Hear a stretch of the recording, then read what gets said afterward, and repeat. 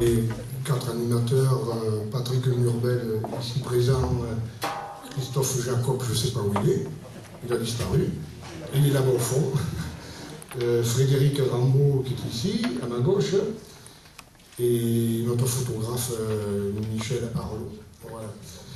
Donc un grand merci à Jean-Louis Bianco pour s'être déplacé et avoir accepté cette invitation et ce long déplacement. Merci beaucoup.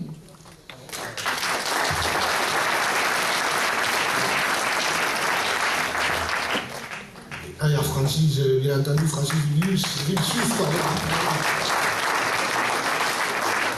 que vous connaissez tous. Malheureusement, on a connu avec les problèmes forts de syndicaliste qui a beaucoup bossé avec ses collègues syndiqués de Ford et qui n'a pas fini en première vue, et notre nouveau conseiller régional aussi. Voilà. Pascal Beau. Alors Pascal Beau qui doit nous rejoindre. Je pense que Gilles Savary devrait nous rejoindre aussi, mais on n'a pas de nouvelles pour le moment. Christophe, tu n'as pas eu de nouvelles? D'accord. Alors la soirée va s'organiser, je vais être rapide pour ne pas perdre trop de temps.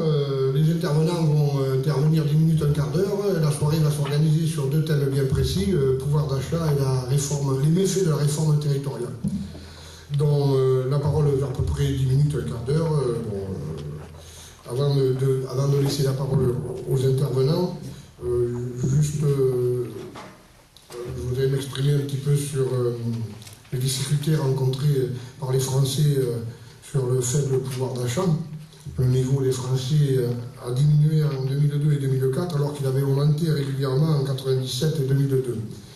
Le prix de l'énergie, le logement, les transports, les dossiers de surendettement, les travailleurs pauvres seront les points les plus importants du débat. Le principal responsable du faible pouvoir d'achat des Français, c'est l'État français où 50% des revenus des ménages est consommé par les impôts directs ou indirects.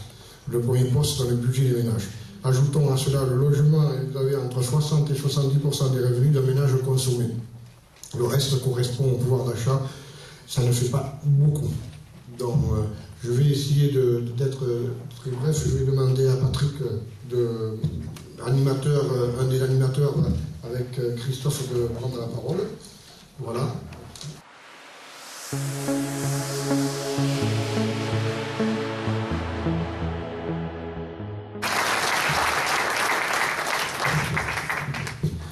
Chers amis, bonsoir.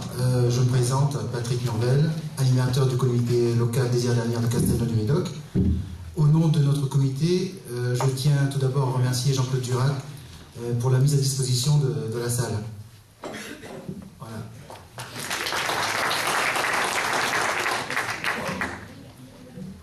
Afin d'assister et de participer à cette première que nous réalisons en Médoc, parce que c'est une première, hein, une soirée débat de cet ordre, sachant que donc, en tant que comité, nous sommes créés depuis le 3 février 2009, donc ça fait 1 an et demi. Donc voilà, donc on a tout fait pour avoir donc une UBP à Castelnau. À force de travail et de persuasion, d'échanges et de réflexion, lors de nos divers réunions débat avec des personnes qui ont une farouche envie que ça change, il nous est venu l'idée d'organiser une soirée débat à Castelnau. Celle-ci a germé jour après jour, semaine après semaine, de la tête de chacun. Et ce soir, donc, vous êtes là, et j'en suis très fier, hein, nous en sommes très fiers. Le pouvoir d'achat, la réforme territoriale, j'allais dire que ce sont les deux mamelles, non. Ce sont les deux thèmes qui sont vraiment en pleine actualité actuellement, surtout la réforme territoriale, sachant que nous, on se trouve dans le Médoc, et on est proche vraiment de nos élus. Et la proximité des élus, c'est vraiment très important pour nous. Le fait qu'un conseiller territorial donc, soit mis en place, cela voudrait dire qu'on soit obligé tout simplement donc, d'avoir un seul conseiller pour... Excusez-moi, je vais retirer le micro.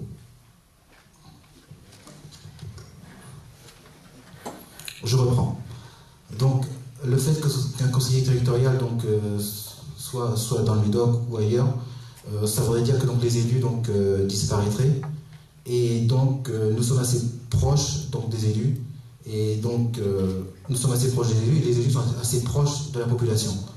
Et je crains qu'un conseiller territorial soit vraiment très éloigné de la population. Avoir la faculté et la liberté d'entreprendre, de mener des actions telles que la votation de la Poste qu'on a menée il y a quelques mois de cela, être un lieu d'échange et de débat réunissant toutes les personnes de bonne volonté, voulant combattre et proposer surtout un projet novateur pour 2012, face à la politique destructrice du gouvernement au pouvoir, tels sont nos désirs d'avenir. Cela nous aide aussi à analyser et tenter de comprendre les besoins de notre société, devenue individualiste par la force des choses. Et sans repère, car le collectivisme a été abandonné, à mon grand regret. Cette soirée est une étape, chers amis, parmi tant d'autres. Mais comme on le dit chez moi, à l'île de la Réunion, ils vendent pas coq dans le tente. Ça veut dire tout simplement... Je vois Francis qui rigole. T'inquiète pas, tu auras la traduction. Ça veut dire tout simplement, il ne faut pas faire le pont avant la rivière. Voilà. Hein,